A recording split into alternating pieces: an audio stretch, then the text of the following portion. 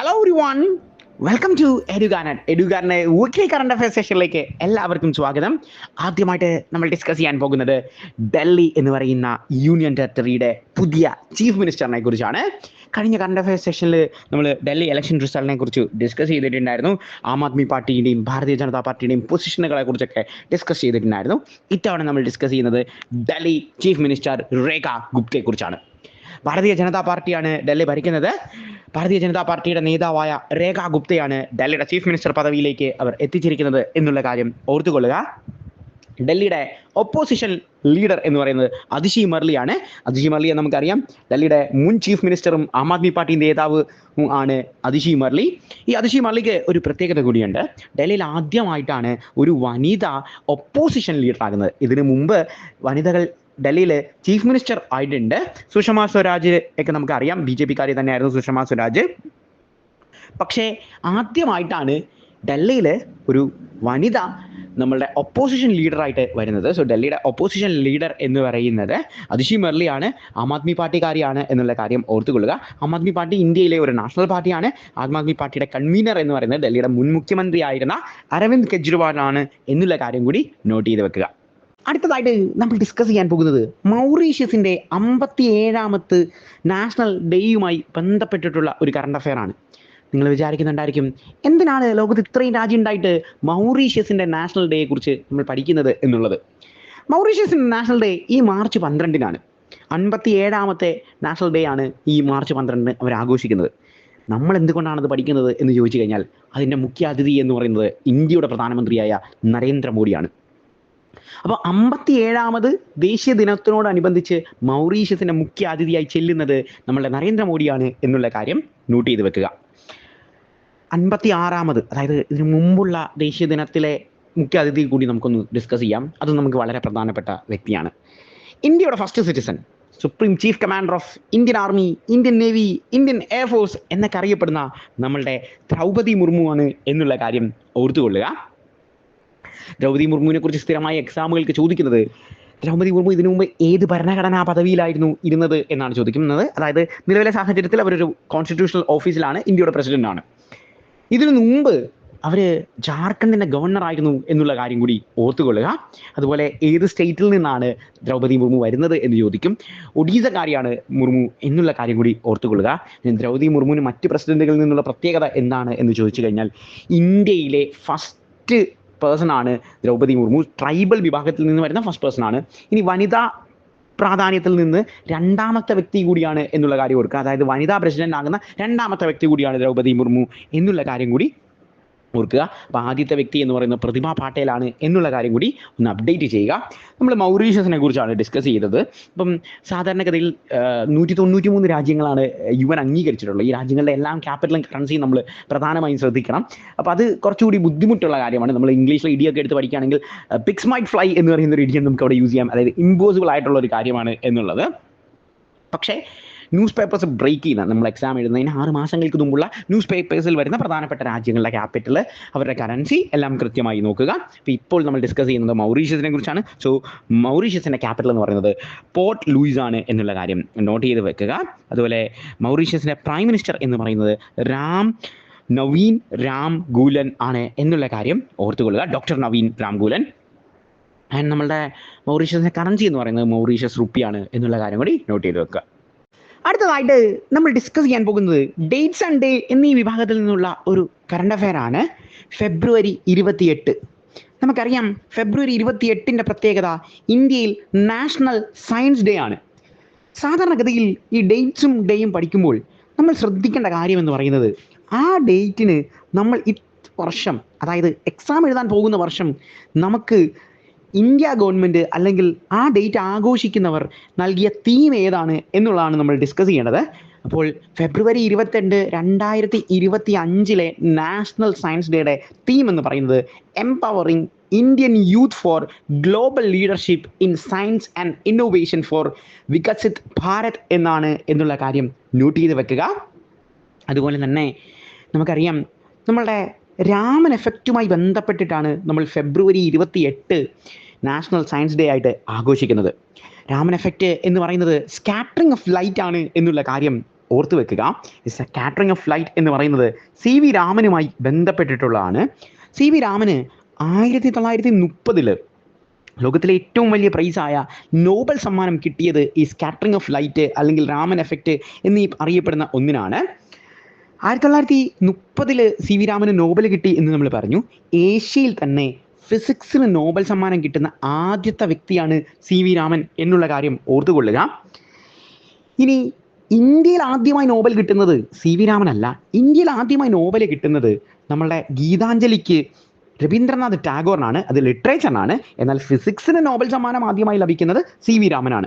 ഇനി നമുക്കറിയാം നമ്മളുടെ ഏറ്റവും ഹയസ്റ്റ് സിവിലിയൻ അവാർഡ് എന്നറിയപ്പെടുന്നത് ഭാരത് രത്നമാണ്. ഭാരത് രത്നം സ്റ്റാർട്ട് ചെയ്യുന്ന 1954 1930 ഫിസിക്സിന് നോബൽ സമ്മാനം ലഭിച്ച CV രാമന് തന്നെ 1954 ഭാരതരത്നം നൽകി നമ്മൾ ആദരിച്ചിട്ടുണ്ട്. അപ്പോൾ ഭാരതരത്നം കിട്ടിയ ആദ്യ 3 വ്യക്തികളിൽ ഒരാൾ CV രാമനാണ് എന്നുള്ള കാര്യം കൂടി ഓർത്തുകൊള്ളുക.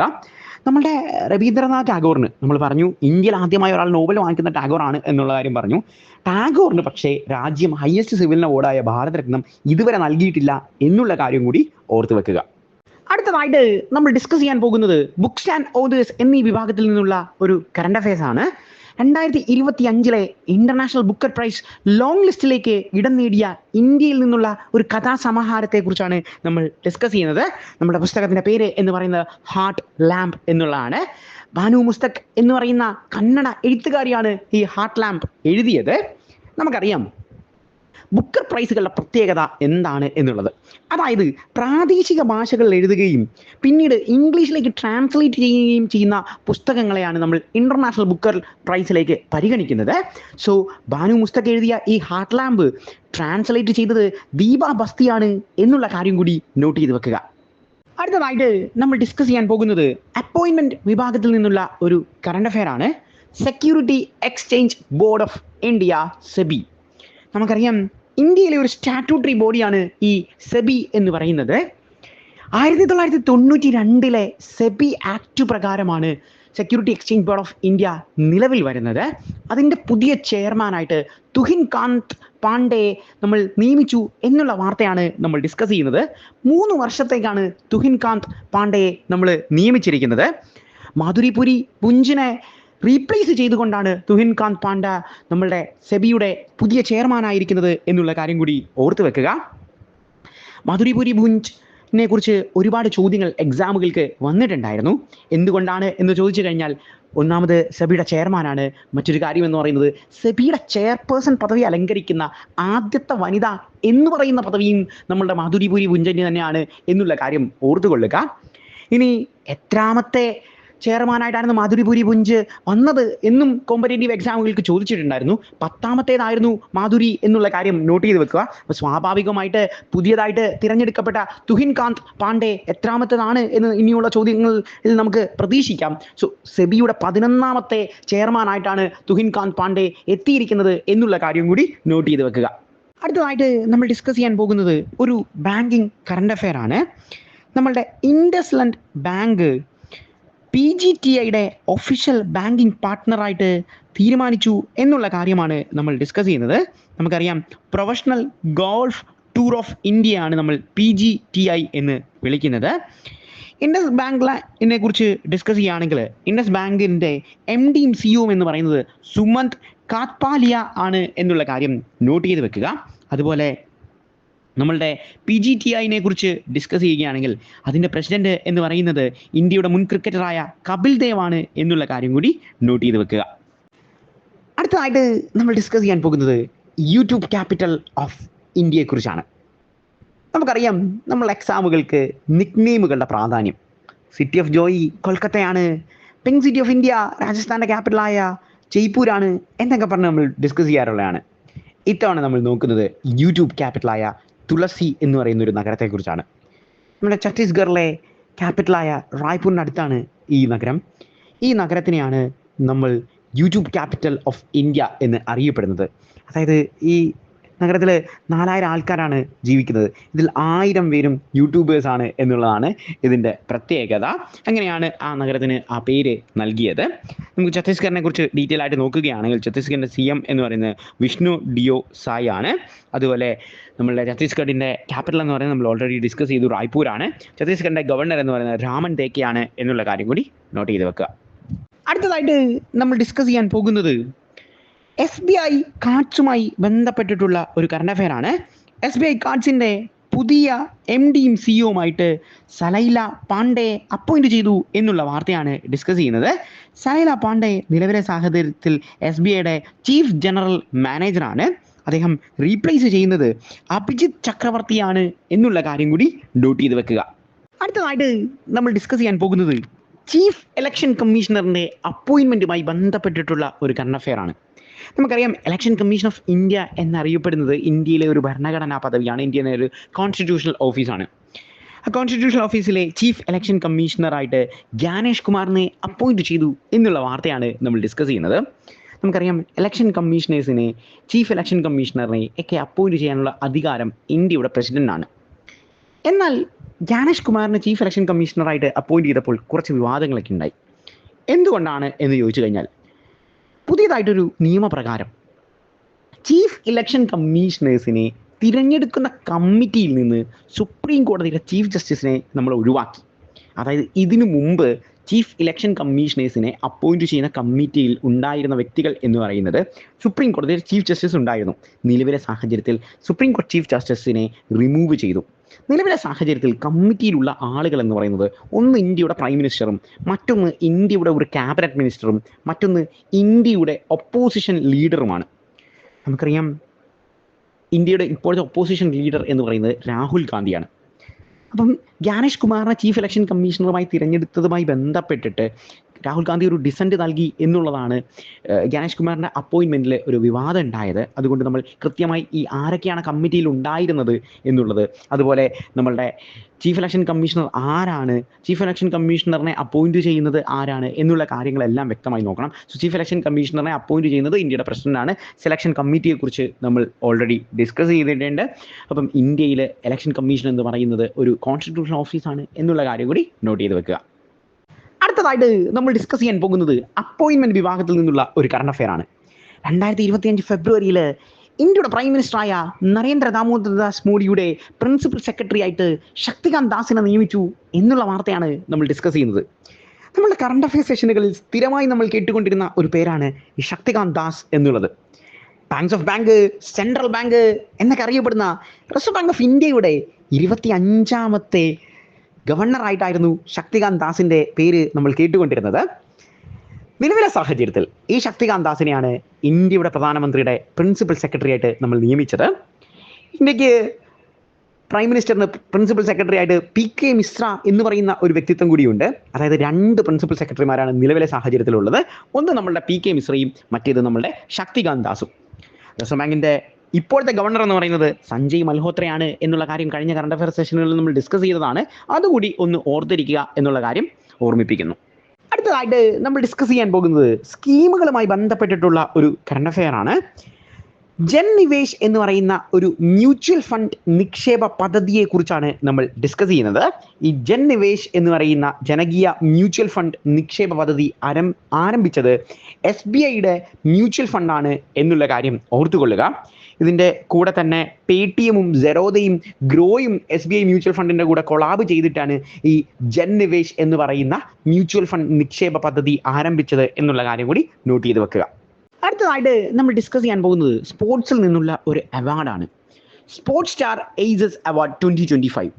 Sports star aces award 2025 sports star of the year വനിതാ വിഭാഗത്തിൽ നിന്ന് മനു ഭാക്കറിനെയാണ് തിരഞ്ഞെടുത്തിരിക്കുന്നത് എന്നുള്ള കാര്യം ഓർത്തുകൊള്ളുക.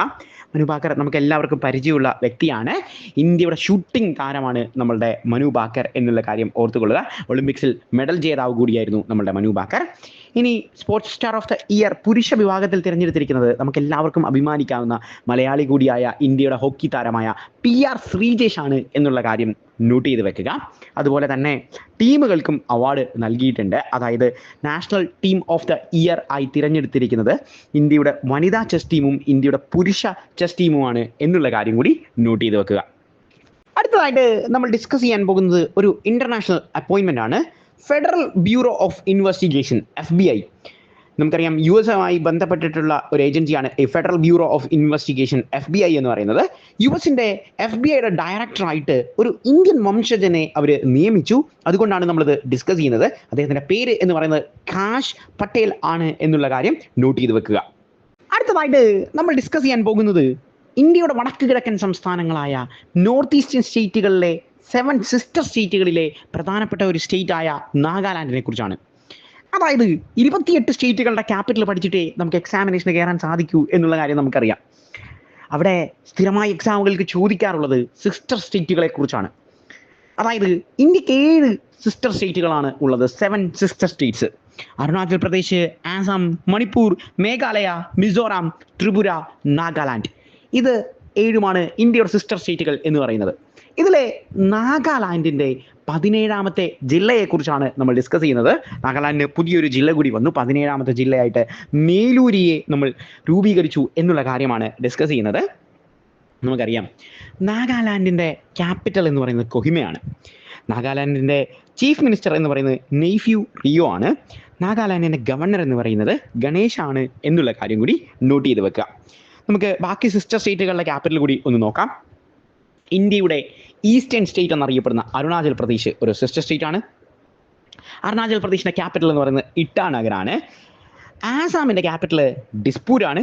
മണിപ്പൂരിന്റെ ക്യാപിറ്റൽ ഇംഫാലാണ്. മേഘാലയയുടെ ക്യാപിറ്റൽ ഷിലോങ് ആണ്. മിസോറാമിന്റെ ക്യാപിറ്റൽ ഐസ്വാൾ ആണ്. ത്രിപുരയുടെ ക്യാപിറ്റൽ അഗർത്തലയാണ്.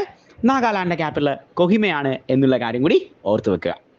അടുത്തതായിട്ട് നമ്മൾ ഡിസ്കസ് ചെയ്യാൻ പോകുന്നത് 2025 ഫെബ്രുവരിയിൽ ബോക്സിംഗ് ഫെഡറേഷൻ ഓഫ് ഇന്ത്യയുടെ അഡ്ഹോക് കമ്മിറ്റിയുടെ ചെയർപേഴ്സണായി നിയമിതനായ മധുകാന്ത് പഥക്കിനെ കുറിച്ചാണ് നമ്മൾ ഡിസ്കസ് ചെയ്യുന്നത്.